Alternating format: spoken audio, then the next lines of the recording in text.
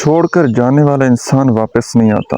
بہت سارے لوگ یہ کوشش کرتے ہیں، ایفرٹ کرتے ہیں کہ جس انسان نے ہمیں چھوڑا ہے وہ انسان دوبارہ ہماری زندگی میں واپس آ جائے۔ اچھا، کچھ ایسے طریقہ کار ہوتے ہیں کہ جو انسان آپ کو چھوڑ کر چلا جاتا ہے وہ دوبارہ آپ کی زندگی میں واپس آ جاتا ہے۔ اب واپس کون انسان نہیں آتا؟ اب بعض اوقات لوگ آپ کے ساتھ چل رہے ہوتے ہیں صرف اور صرف اپنے ایک مفاد کے تحت۔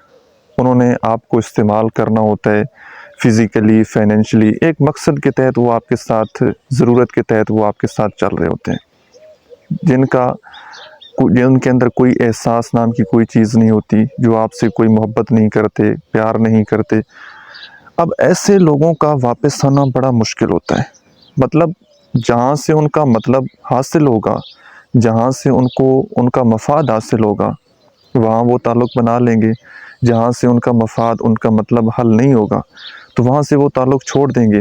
ملٹیپل لوگ ان کی زندگی میں ہوں گے، وہ کسی ایک کے ساتھ لائل نہیں ہوں گے، وہ ہر انسان کو یہی خواب دکھائیں گے کہ ہم آپ کے ساتھ ہیں لائف ٹائم کے لیے۔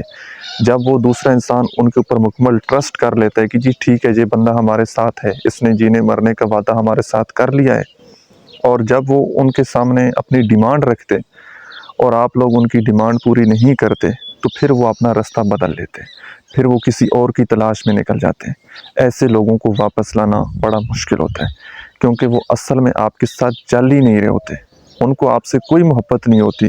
تو ایسے جو پتھر دل انسان ہوتے ہیں، ایسے انسان کو واپس لانا اس کا کوئی مقصد نہیں ہے۔ جو انسان آپ کے ساتھ محبت کرتا ہے کسی مجبوری کی وجہ سے، یا کسی نے اس کو آپ سے جدا کر لیے، اس انسان کو اگر آپ دوبارہ اپنی زندگی میں واپس لائیں تو آپ کو فائدہ حاصل ہوگا۔ لیکن جو انسان صرف ایک سیلفش تھا، اپنے مفاد کے لیے آپ کے ساتھ جوڑا تھا، اس انسان کو واپس لانے کے لیے ایفرٹ نہیں کرنی چاہیے، اس انسان کو واپس لانے کے لیے راتوں کو جاگنا نہیں چاہیے، وہاں پر پیسہ انویسٹ نہیں کرنا چاہیے، اور اپنے آپ کو ذہنی اذیت نہیں دینی چاہیے، ایسے انسان کا انتظار نہیں کرنا چاہیے، بلکہ جتنا جلدی ہو سکے زندگی میں آگے موو آن کر لیجیے۔ Thank you.